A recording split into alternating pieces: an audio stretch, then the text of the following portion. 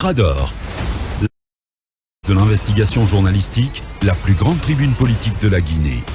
Avec Aboubacar Diallo, Talibé Bari, Mohamed Mara, Mamadou Diallo, Akoumba Diallo, Kabine Fofana, Mohamed Kaba, Mamadou Diambaldé.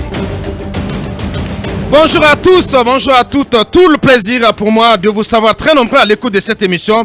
Merci de nous rejoindre sur Film FM et via nos canaux digitaux. Nous sommes le mardi 28 décembre.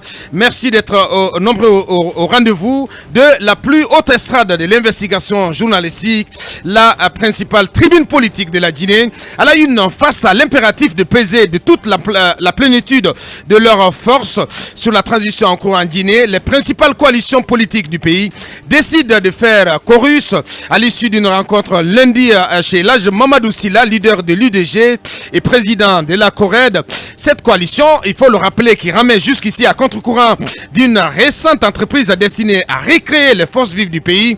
Ces coalitions donc ont fini par s'accorder sur les grandes lignes d'un mémorandum qui a été paraphé sur la transition guinéenne. Il faut dire que cette entrevue a bien laissé croire que les bases d'une unité d'action de la classe politique du pays semble laborieusement se mettre en place. Ceci en vue de discussions à venir, espèrent ces coalitions avec le CNRD à l'intérieur d'un cadre de dialogue dont elles appellent de tous leurs voeux. La page de la guéguerre autour des 15 places au CNT est-elle définitivement tournée? Au sein de la classe politique, nous posons la question ce matin. Une unité d'action des acteurs politiques pourrait-elle fouetter la transition en cours? Des questions que nous allons adresser à Dr Sékou Koureissi Condé. Il est le président du parti Arena. Il sera au téléphone dans cette émission. Tous ceux qui souhaitent importer ou produire localement tout type de produit doivent pouvoir le faire au bénéfice des populations. Ainsi en a décidé le président Mamadi Doumbouya lors de la session ordinaire du Conseil des ministres du 23 décembre dernier. Il n'en fallait pas plus que le ministre du Commerce, de l'Industrie et des PME se fende d'un communiqué annonçant officiellement la fin des monopoles dans le secteur du commerce en Guinée. Dans la foulée, le docteur Bernard Goumou a déclaré caduc tous les moratoires de suspension qui ont jusqu'ici profité à des industriels et importateurs locaux, faisant ainsi grincer des dents dans les milieux du commerce et des affaires. Quels sont les constats réels en matière de monopole ayant entraîné cette décision des autorités de la transition? Quelle retombée attendue de cette décision? Des questions donc que nous allons poser à Dr Bernard Goumou, ministre du Commerce, de l'Industrie et des PME. Et cette fois-ci sera la bonne. Il sera au téléphone dans Mirador à partir de 8h30. Ils avaient déclenché un mouvement de grève contre la société avant de finir leur première journée d'action, soit en prison, soit en fuite. Malgré la suspension de leur grève le 16 août dernier, les employés de Al-Barak Transport, puisque ces deux qu'il s'agit, sont toujours à la croisée des chemins, estime Talibé Bari. En représailles, entre octobre et novembre dernier, la société turque avait licencié 8 grévistes, dont le secrétaire général de la délégation syndicale de Al-Barak Transport.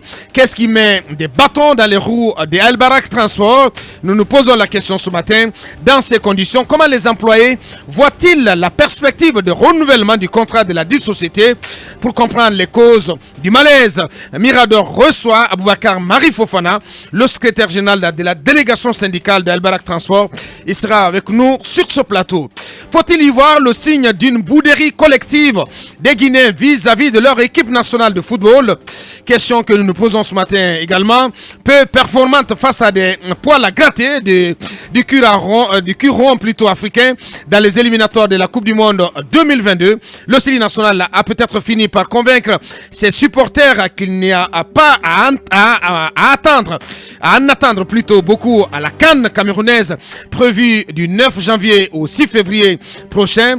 Et ces probables désamours impactent largement la campagne actuelle de collecte de fonds en faveur de notre hausse nationale. La caisse du comité de soutien de notre Sili national loge plutôt le diable à la place des milliards attendus. Comme a expliqué, le déficit de mobilisation financière au profit du pachyderme guinéen. Quels sont les objectifs visés par le comité de soutien?